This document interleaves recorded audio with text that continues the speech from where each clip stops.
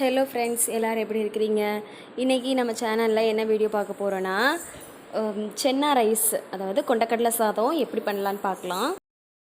வீடியோக்குள்ளே போகிறதுக்கு முன்னாடி நம்ம சேனலை சப்ஸ்கிரைப் பண்ணாதவங்க சப்ஸ்கிரைப் பண்ணுங்கள், லைக் பண்ணுங்கள், கமெண்ட் பண்ணுங்கள், மறக்காமல் ஷேர் பண்ணுங்கள்.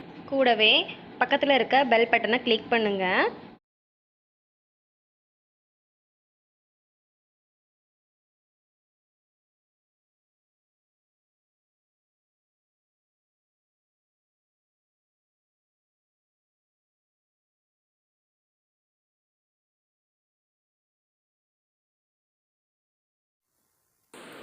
குக்கரில் ஒரு 2 ஸ்பூன் நெய் விட்டுக்கலாம். நெய் சூடானதுக்கப்புறம் பிரியாணி இலை, 2 பட்டை, அன்னாச்சிப்பூ, 2 கிராம்பு, கொஞ்சமாக சோம்பு போட்டுக்கலாம். இதே இப்போ நல்லா ஃப்ரை பண்ணிக்கலாம். இது நல்லா ஃப்ரை ஆனதுக்கப்புறமா கட் பண்ணி வச்சுருக்கேன் 2 வெங்காயம் போட்டுக்கலாம். இப்போ நல்லா வதக்கிக்கலாம். இப்போது 2 பச்சை மிளகாய் சேர்த்துக்கலாம்.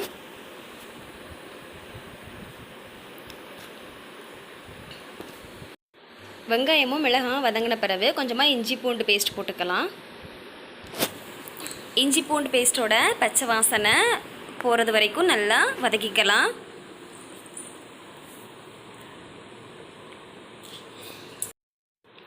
இப்போது நல்லா வதக்கியாச்சு. அடுத்து நம்ம எடுத்து வச்சுருக்க தக்காளி போட்டுக்கலாம். நான் வந்து 2 வெங்காயத்துக்கு 1 தக்காளி எடுத்திருக்கேன். இப்போது இது கூட ஒரு அரை டீஸ்பூன் சால்ட் போட்டுக்கிறேன். இப்போது ஏன்னா சால்ட்டு போட்டால் வெங்காயம் தக்காளி எல்லாம் நல்லா வதங்கும், அதனால தான்.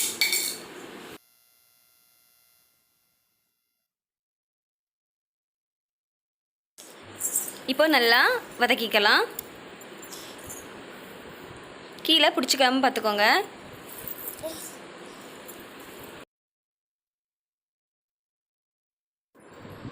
வெங்காயமும் தக்காளி நல்லா வதங்கியாச்சு. இது கூட 2 ஸ்பூன் தயிர் சேர்த்துக்கலாம்.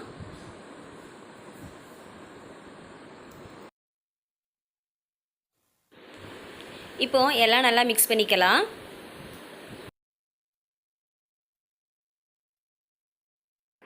தயிர் நல்லா மிக்ஸ் பண்ணதுக்கப்புறம் எடுத்து வச்சுருக்க முந்திரி பருப்பு போட்டுக்கலாம். முந்திரி பருப்பு வந்து ஆப்ஷனல் தான், வேண்டானா விட்டுறலாம். இதெல்லாம் நல்லா மிக்ஸ் பண்ணதுக்கப்புறம் மசாலா தூள் சேர்த்துக்கலாம். 1/2 டீஸ்பூன் கரம் மசாலா தூள், 1/2 டீஸ்பூன் குழம்பு மசாலா தூள் போட்டுக்கலாம்.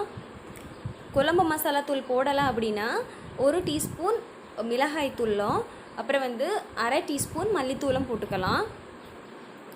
அப்புறம் அரை டீஸ்பூன் மஞ்சள் தூள். மசாலா எல்லாம் சேர்த்த பிறகு நல்லா மிக்ஸ் பண்ணிக்கலாம். மிக்ஸ் பண்ணதுக்கப்புறமா கொஞ்சமாக புதினா இலையும் மல்லி இலையும் போட்டுக்கலாம். இப்போது நம்ம வேக வச்சு எடுத்து வச்சுருக்கேன் கொண்டக்கடலை போட்டுக்கலாம். நான் வந்து 50 கிராம் கொண்டக்கடலை எடுத்திருக்கேன். நைட்டே ஊற வச்சு அதுக்கப்புறமா எடுத்து வேக வச்சுக்கலாம். 3/4 பங்கு அளவுக்கு வெந்தால் போதும். ஃபுல்லாக வேகண்டா, 3/4 வாசி வெந்தால் போதும். ஃபுல்லாக வெந்தால் ரைஸ் வேகும்போது இன்னும் நல்லா வெந்து கொண்டக்கடலை குழஞ்சிரும். அதனால் 3/4 வாசி வெந்தால் போதும். 3 விசில் விட்டால் போதும். இப்போ நல்லா எல்லாம் மிக்ஸ் பண்ணிக்கலாம். அடுத்ததாக நம்ம எடுத்து வச்சுருக்க அரிசி எடுத்துக்கலாம். நான் வந்து இன்றைக்கி 1 கப் அளவு ரைஸ் எடுத்திருக்கேன். இதை 20 நிமிஷமாக தண்ணியில் ஊற வச்சு எடுத்திருக்கேன். இப்போ இதை நல்லா மிக்ஸ் பண்ணிக்கலாம். நான் வந்து பாஸ்மதி ரைஸ் எடுத்திருக்கேன். 20 நிமிஷம் ஊறுனா கரெக்டாக இருக்கும் அரிசி. இப்போ இதை நல்லா மிக்ஸ் பண்ணிவிட்டேன். இப்போ தண்ணி ஊற்றிக்கலாம். 1 கப் அரிசிக்கு 1.5 கப் தண்ணி ஊற்றணும். நான் வந்து சுண்டல் வந்து வேக வச்ச தண்ணியை ஊற்றிருக்கேன். இப்போ கொஞ்சமாக உப்பு போட்டுக்கலாம். உப்பு வந்து தேவைக்கேற்ப பார்த்து போட்டுக்கோங்க. இப்போது ஒரு 1/2 லெமனை மேலே இப்படி பிழிஞ்சு சேர்த்துக்கலாம். இப்போது இதை குக்கரில் ஒரு 2 விசிலுக்கு ஹை ஃப்ளேமில் வைக்கணும். லோ ஃப்ளேமில் வச்சா 1 விசில் வச்சா போதும். ஹை ஃப்ளேமில் 2 விசில் விட்டாச்சு.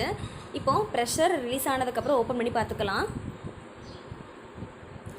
நல்லா வாசமாக இருக்குது, நல்லா ரைஸ் வெந்திருக்கு.